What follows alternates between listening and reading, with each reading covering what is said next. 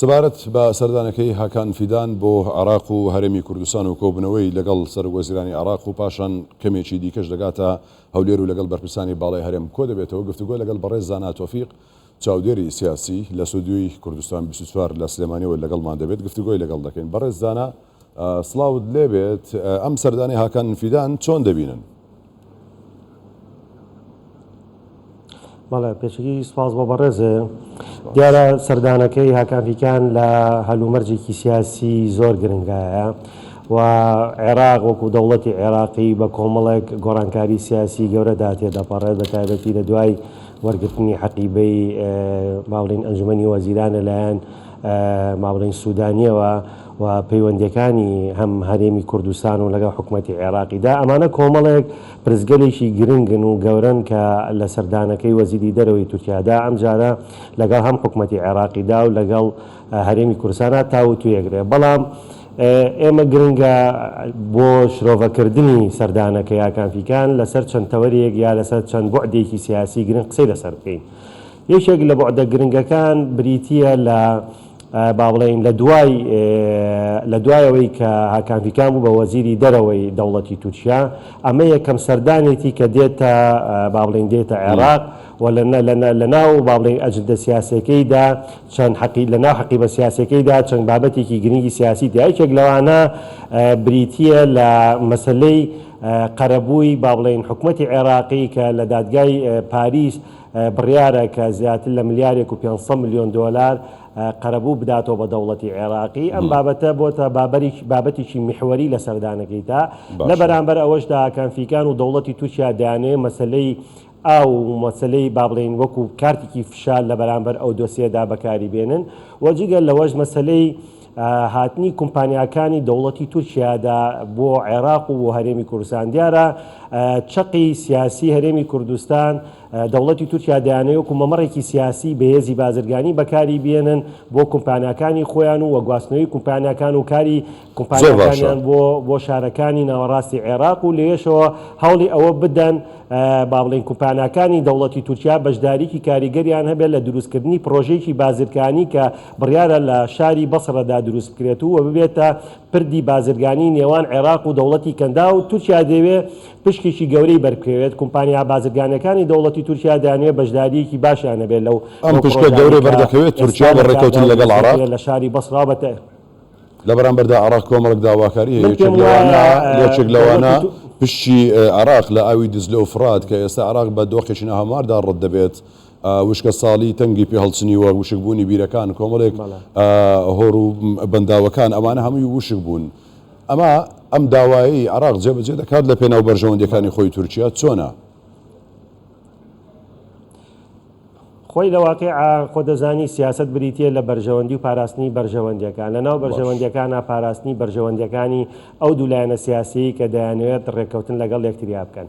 ئێستا عێراق دۆسیەیەکی بەهێزی بەدەستەوەیە کە دەبێت دەوڵەتی تورکیا قەرەبووی دەوڵەتی عێراق بکاتەوە. لە بەرامبەرەوەدا تورکیاش ناچێتە ژێرباری دانەوەی ئەو قەرەبووە، داوا ئەکات کە لە ڕێگەی با بڵێین بەکارهێنانی فشاری ئاو لە بەرامبەر عێراقدا ئەوە وا بکاتەوە کە ئەو قەرەبووە نەداتەوە یاخود لە ڕێگای هەرێمی کوردستان کە هەرێمی کوردستان لەم سەردانی هاکانە بۆ عێراق هەرێمی کوردستان دەوری ناوبژیوانی ببینێ لەگەڵ دەوڵەتی عێراقیدا بۆی ئەو قەرەبوانە بە شێوەیەکی هەولێر یاخود هەرێمی کوردستان چۆن ناوبژیوانێک دەبێت لە نێوان تورکیا و عێراق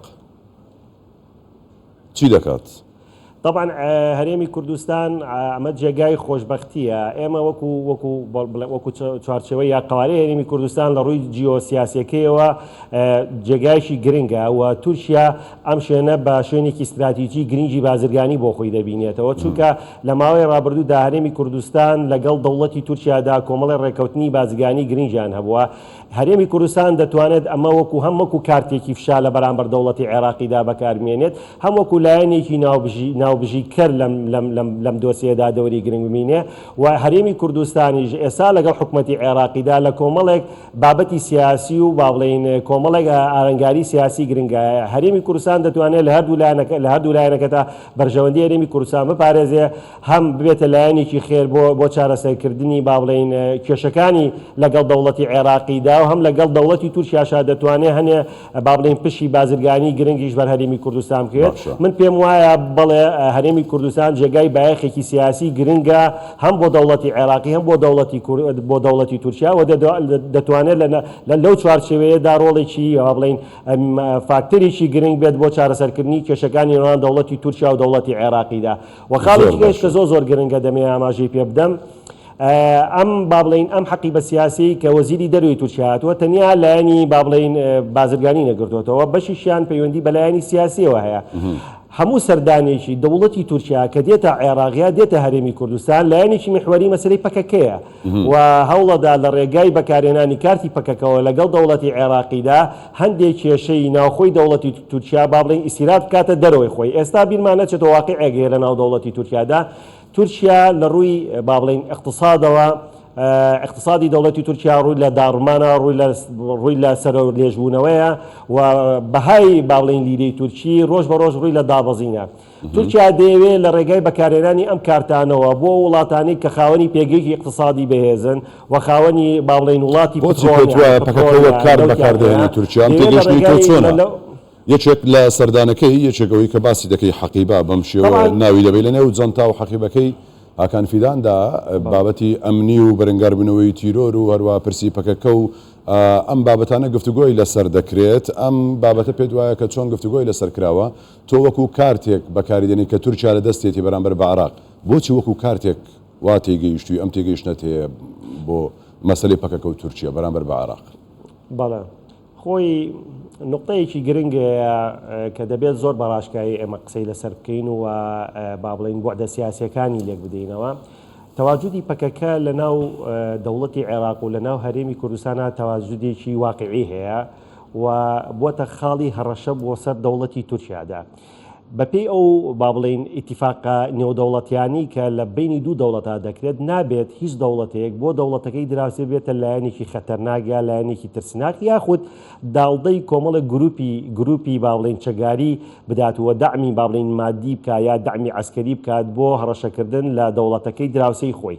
ئێستا واقعێگەیە هەم لە ناو دەوڵەتی عێراقیدا هەم لە ناو هەرێمی کوردستانە دیارە بەپێی دەستور ئێمە وەکو هەرێمی کوردستان سەر بە دەوڵەتی عێراقین و تەواجودی با بڵێن هێزەکانی پارتی کرێکارانی کوردستان لە ناو سنوورەکانی بینی عێراق و با بڵێن دەوڵەتی تورکیا و هەرێمی کوردستان یاخود دەوڵەتی تورکیادا واقعەیە کەبوونی هەیە و بووەتە خەتەر لەسەر دەوڵەتی تورکیا. هەمیشە دەوڵەتی تورکیا دەیەوێت لە ڕێگای ئەم کارتانەوە فشار بخاتە سەر دەوڵەتی عێراقی هەمیشە بەوەی کە پەکەکە تەواجودی هەیە لە واقعیشا تەواجودی هەیە لە بەرامبەرەوەدا دەوڵەتی عێراقی چ لە ڕووی سەربازیەوە چ لە ڕووی سیاسیەوە توانای دەرکردنی چەکدارانی پەکەکەی نییە لەسەر سنوورەکە. بەپێی با بڵێن ئیتیفاقە نێودەوڵەتیەکان کە دەبێت دەوڵەتی عێراقی سنوورەکانی خۆی بپارێزێ و چەکدار یاخود ئەوەی کە پێی دەوترێت چەکدارەکانی پەکەکە و گەریلاکان لەسەر سنوورەکانی با بڵێن هەرێمی کوردستان و دەوڵەتی عێراقی دەرکاتە دەرەوەی سنوورەکانی خۆیدا یاخود نەبێتە هەڕەشەیەک بۆ سەر دەوڵەتی تورکیادا. بەڵام هەمیشە ئەم واقعە دووبارە بێتەوە و هەموو جارێکیش هەموو سەردانێکی مندوبەکان یا مایندەکانی دەوڵەتی تورکیا دێنە هەرێمی کوردستان و دێنە عێراقەوە ئەم بابەتە بەوازحی باز دەکەن. لەبەرەوە ئەمە کارتێکی گرنگە بەدەست تورکیاوە هەمیشە هەوڵەدا بیکاتە فشار لەسەر دەوڵەتی عێراقی وەوا بکات دەوڵەتی عێراقی تەنازولات لە کۆمەڵێک بابەتێ بکات بە تایبەتی زۆربارەکەمەوە جگەل لە با بڵێن قەرەبووکردنەوەی دەوڵەتی تورکیا بۆ عێراق کەیسێکی تریژەیە لە دادگای پاریسایە کە جارێک با بڵێن یەکلایەنە نەبووەوە دەیەوێت لە ڕێگای ئەم کارتە فشارانەوە دۆسیە با بڵێن ئەو دۆسیە یاسایی کە ئێستا لە دادگای بگرێت و یاخود پاشە کشێ بە دەوڵەتی عێراقی بکات. بەڕێزانە تۆفیق چاودێری سیاسی لە سۆدیۆی کوردستان 24 لە سلێمانیەوە لەگەڵمان بووی. سوپاس ماندوومان کردیت.